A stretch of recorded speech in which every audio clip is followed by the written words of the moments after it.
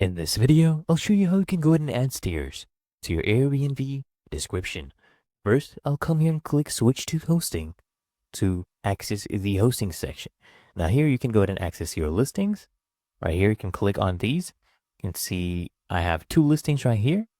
And let's say you want to add stairs in the description for this one. Maybe, you want to take care of people who need to be aware that they are stairs. Maybe they may be a little bit older, they may not be comfortable using stairs. So I can scroll down here and here you access your description, right? So I can click on this and then we have her listing description.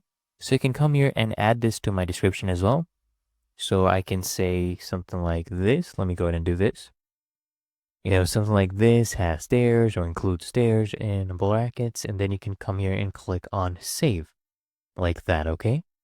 And then what you can also do is you can come here, click on your property, add details, and then you can add details of a general description of your property's rooms, your spaces, for example, contains, stairs, right?